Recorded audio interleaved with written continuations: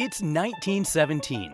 There are 48 stars on the U.S. flag. Print media is the prevalent way American citizens find out about World War I, and brand advertising. The average American had cinema, newspapers, and magazines as news sources, and had not even experienced a radio broadcast yet. Fast forward to the 1920s, when the first radios and radio stations were introduced, a decade when 60% of American families purchased a radio. A group activity, but not necessarily a politically responsible one. Still, our exposure to media and its messages grows again.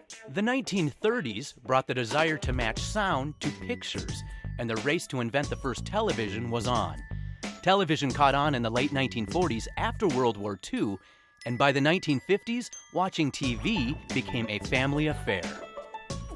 By 1960, almost 90% of American families had a television set, and an unprecedented 3 networks to choose from, and more media channels delivering branding messages. By the 1970s and 80s, basic cable television was introduced. Americans had more than 20 channels to choose from, and that number was growing.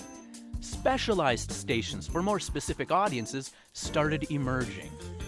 Combined with the growth of radio and personal listening devices, Americans had more and more personalized media options than ever before. Then came the 90s, the introduction and growth of the World Wide Web.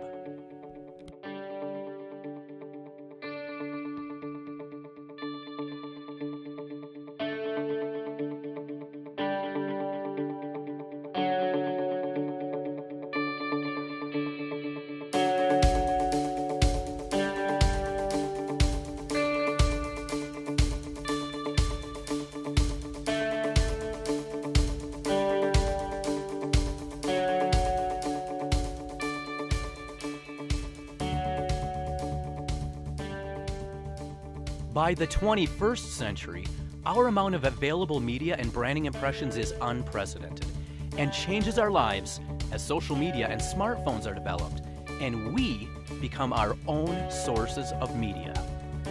It's only been 100 years, but the last century out of 20,000 centuries of human existence constitutes a total revolution in the way we interact with our world.